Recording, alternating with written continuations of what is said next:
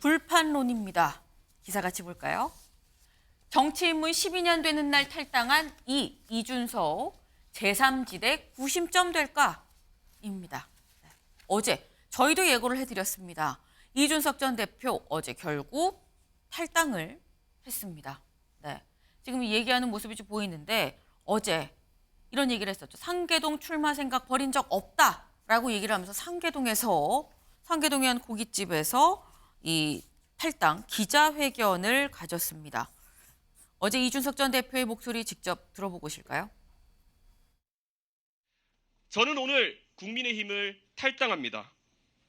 동시에 국민의힘에 제가 가지고 있는 모든 정치적 자산을 포기하겠습니다. 과거의 영광과 유산에 미련을 둔 사람은 절대 선명한 미래를 그릴 수 없습니다. 저는 잠시 보수정당에 찾아왔던 찰나와도 같았던 봄을 영원으로 만들어내지 못한 스스로를 다시 한번 질책하고 반성합니다. 그들의 권력 욕을 상식선에서 대했고 진압하지 못했던 오류를 반성합니다. 모든 것이 제가 부족한 탓입니다. 네, 이준석 전 대표 어제 탈당 기자회견의 모습입니다. 제가 부족해서 지금 국민의힘이 제대로 굴러가고 있지 않다. 저도 반성한다. 라면서 지금 탈당을 얘기를 한 건데 이준석 전 대표 어제가 딱 정치 입문한 12년째 되는 날이었습니다. 볼까요? 이준석 전 대표의 12년 정치 이력. 2011년 12월 27일에 한나라당 비대위원, 당시 비대위원장이 박근혜 이 비대위원장이었습니다. 그때 비대위원으로 임명이 됐었죠. 그리고 이후에 20대, 21대 총선에 서울 노원병, 어제 기자회견이 있었던 노원에 출마를 했지만 낙선했습니다. 이후에 바른정당에 합류를 했고요. 이후에 다시 국민의힘 당대표로 2021년 6월에 선출이 됐습니다. 당시에 역대 가장 젊은 당대표다라는 얘기도 있었었죠. 하지만 이후에 2022년 10월 약 1년 뒤 당대표직을 상실하게 됩니다. 그리고 어제 국민의힘을 탈당하고 신당도 창당합니다라는 선언까지도 같이 이어졌습니다. 네, 지금 이준석 전 대표의 12년 정치 이력을 봤는데 어제 탈당과 동시에 한 얘기가 신당 창당도 합니다라고 얘기를 했죠. 신당 창당. 다음 기사 좀 이어서 보겠습니다. 네, 이준석 개혁신당 발족 1월 중순 절차 완료 창당 속도전입니다. 네, 일단 개혁신당이란 이름으로 일단 발족을 했습니다. 그리고 지금 벌써 12월 말이죠. 며칠 뒤면 새해입니다. 근데 1월 중순에 절차를 완료하고 창당을 확실하게 속도를 좀 내겠다라고 좀 얘기를 하고 있어요. 1월 중순에 절차가 완료된다는 건 사실만 2주 뒤면은 창당이 완료가 된다라고도 볼 수 있는 거죠. 굉장히 지금 속도가 빠르게 진행이 되고 있다라는 점 알 수 있을 것 같습니다. 근데 신지호 의원님, 네. 사실 신당 못 차릴 겁니다라는 얘기를 국민의힘 쪽에서는 굉장히 많이 했었거든요. 근데 지금 보면 1월 중순에 절차를 완료한다고 합니다. 정말 차리는 것 같아요. 제가 뭐 얼마 전에 이 자리에서 이준석 신당에 대해서 태산명동 설필이 될 것이다. 그 얘기를 하지 않았습니까? 네. 어제 이준석 나홀로 기자회견을 했습니다. 나홀로 기자회견을 했고요. 네. 이른바 이준석과 제일 가깝다고 하는 천하용인에서 이제 김용태 전 최고위원은 함께하지 않겠다 했고 지금 함께하겠다고 하는 사람이 뭐 이기인 경기도의원인가요? 그러니까 그분 한 분 정도인 걸로 지금 알려지고 있습니다. 근데 정치라는 거는 혼자 할 수 있는 게 아니잖아요. 당을 신당을 창당하면요. 하려면 사람이 있어야 되잖아요. 네.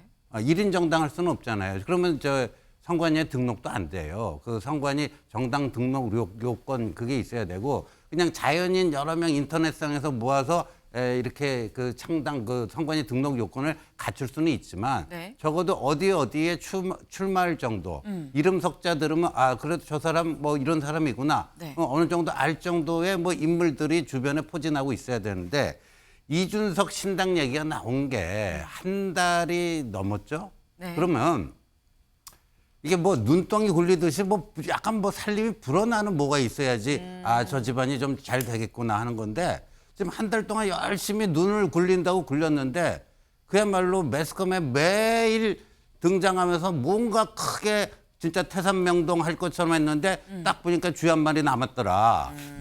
하는 것처럼 예, 뭐 매스컴에서는 막 뭐가 있는 것처럼 보이는데 보니까 어제 나홀로 그것도 국회에서 기자회견한 것도 아니고 노원구 그 숯불 갈비집에서 했잖아요. 네. 예. 그래서 저는 잘 되기를 바랍니다. 무운을 빕니다. 예. 앞서 하신 말씀과 마지막에 무운을 빈다고 하신 말씀이 참 대비가 되는 그런 상황이긴 한데 말씀처럼 정말 어제 이준석 전 대표 혼자 기자회견을 했습니다. 조현선 변호사님. 사실 보통 탈당합니다, 신당을 창당합니다 할 때는 같이 신당에 합류하는 사람들이랑 같이 쭉 서갖고 하는 게 물론 이것도 뭐 정치권 여의도 문법이라고 볼 수 있습니다만 보통 그렇게 하잖아요. 근데 어제 이준석 전 대표 혼자 탈당 기자회견 겸 신당 창당 기자회견 하는 걸 보고 어째 혼자만 있는 거 아니야라는 얘기가 지금 말씀하신 그런 얘기가 나오기도 했거든요. 어떻게 전망하십니까?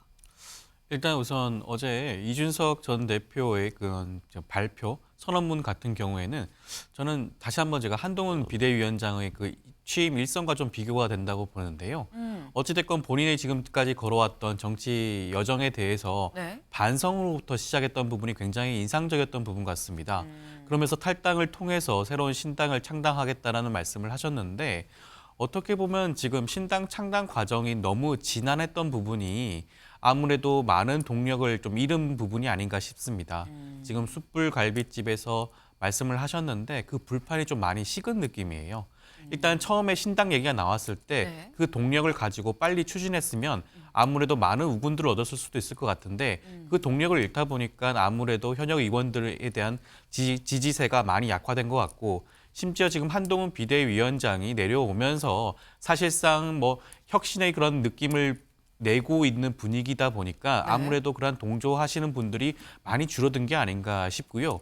그리고 지금 제3지대 개혁신당이라는 말씀을 하셨는데 어떻게 보면 개혁신당을 주장을 하시려면 지금 양당 구조에 대해서 어떻게 혁파를 하고 어떠한 비전을 가지고 어떠한 대안을 가질 수 있을지를 말씀을 하셔야 되는데 네. 그 부분이 많이 좀 부족했던 것 같아요. 아무래도 중도층에 있는 분들 입장에서는 제3지대한테 기대하는 것은 양당과는 다른 모습을 보여주길 기대하는데 지금 그 이준석 전 대표의 경우에는 어떻게 보면 지금 제3지대에서 개혁신당을 만들더라도 다시 한번 보수 정당으로 회귀할 수 있는 게 아닌가라는 그런 의구심을 아직까지는 떨칠 수 없는 것 같습니다. 그렇다 보니까 아무래도 많은 우군들이 아직까지는 오지 않는 게 아닌가 싶습니다. 약간 불판이 좀 식은 감이 없잖아 있다. 약간 타이밍 약간 실기한 감이 있다라는 그런 말씀을 같이 주셨어요. 근데 지금 계속 반복적으로 나오는 게 고깃집에서 신당 창당 겸 탈당 기자회견을 했습니다. 다음 기사를 좀 볼까요? 이준석 탈당, 갈비집서 창당 선언, 국민의힘 내 모든 정치자산 포기. 네.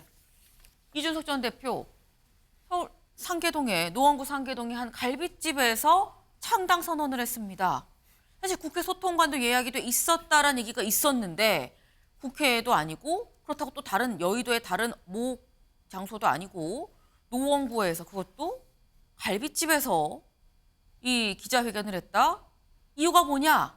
그래서 이런 얘기들도 나옵니다. 왜 여기인지 그 목소리 들어보고 오실까요? 네, 이 제3신당 하면 가장 제가 머릿속에 깊이 기억에 남는 거는 돌아가신 노회찬 대표께서 그렇죠. 불판 갈아야 된다는 말씀 많이 하셨잖아요. 너무 불판이 너무 오래됐다. 이제는 삼겹살 불판 갈아야 될 때 있다. 그런 말씀을 하셨는데 이 대표가 그걸 노린 게 아닐까라는 생각도 좀 들어요. 한나라당과 민주당 그동안에 고생 많이 하셨습니다. 이제 우리 국민들도 50년 동안 쓰던 판을 이제 갈아야 됩니다. 50년 동안 똑같은 판에다 삼겹살 구워 먹으면 고기가 시급해집니다. 그러니까 어떤 분들은 해석을 과도하게 하셔가지고 혹시 예전에 불판 갈아야 된다론을 이야기하셨던 고 노회찬 전 의원을 생각하면서 한 게 아니냐라는 이야기를 하던데요. 꿈보다 해몽이 좋다고 참 좋은 해석인 것 같습니다. 네, 참 좋은 해석이다 라면서도 꿈보다 해몽이다 라고 얘기를 했어요. 이 얘기인즉슨 난 불판론까지 생각하고 내가 이 장소를 잡은 건 아닌데 라는 얘기인 거거든요. 근데 그럼 최진영 변호사님 왜 고깃집인 걸까요? 근데 그런 것 같습니다. 불판 교체의 주체가 국민이지 이준석 개인이 될 수는 없는 겁니다. 아까 노회찬 의원 같은 경우에도 국민이 50년 된 불판을 갈아야 된다고 얘기를 하고 있습니다. 네. 말씀드렸듯이 헌법 1조에 주권 재민, 주권은 국민으로부터 나오는 것이죠. 그렇다는 점에서 국민의힘에서 지금 탈당하는 것이 과연 본인의 시각에서는 탈당이지만 사실상 국민의힘의 어떤 그 주체라고 할 수 있는 당원과 당에 같은 힘을 실어주는 동지들로부터 사실상 퇴출당했다고도 볼 수 있죠. 오히려 이준석 불판을 한동훈 불판으로 갈았는 것은 이준석이 아니고 오히려 국민의힘 당원과 국민이라고 저는 거꾸로 봅니다. 그렇기 때문에 물론 뭐 세상의 중심은 본인일 수밖에 없긴 하지만 불판론 이런 해석이 있다는 것도 저는 오히려 큰 틀에서 봤을 때 지금 시대 정신은 이준석이 아니고 오히려 한동훈이 끌어가는 것이 맞다라고 하는 시대 정신을 오히려 한동훈이 깃발을 끌고 나간다는 그런 점에 있어가지고는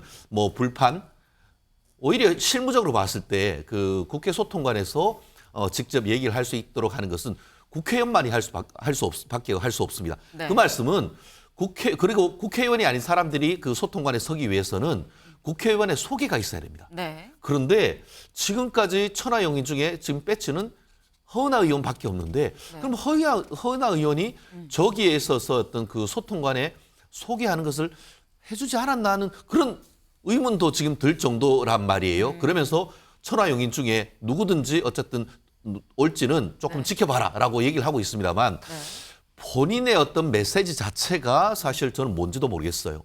아까 불판을 가려고 하면 확실한 선명성이 있는 정강 정책이 있어야 되는데 개혁이라고 하지만 개혁의 알맹이가 뭔지 하나도 모르겠고 그러면서 스펙트럼을 뭐 정의당까지 간다 이런 말씀을 보면은 이게 지금 그 짬뽕을 먹고 있는 건지 진짜 불판을 갈아가지고 삼겹살을 먹으려고 하는 건지 저는 도대체 모든 것이 불명확합니다. 영남까지 내려간다고 해놓고는 또 서울에 있는 이곳에서 출마할 가능성을 완전히 배제할 수도 없다는 그런 말을 보면서 명확한 것이라고는 아무것도 없었다. 저는 그렇게 봅니다. 지금 메뉴가 짬뽕인지 삼겹살인지도 잘 모르겠다라는 말씀을 하셨는데 권지웅 위원님. 네. 저는 이준석 신당이 성공할지 안 할지는 알 수 없습니다만 다만 민주당과 국민의힘이 되게 긴장해야 되는 부분이 있는 것 같습니다. 예를 들면 한동훈 그 비대위원장이 계속 민주당 이야기를 하는데 민주당을 바로잡는 게 시대 정신이 아닙니다. 그러니까 정부가 정부답게 운영되는 게 시대 정신인 것을 전혀 모른 채로 계속 민주당 이야기를 하는 것이 되려 되게 그 연설문을 보면서 낙제점의 연설문이라는 생각이 저는 들었어요.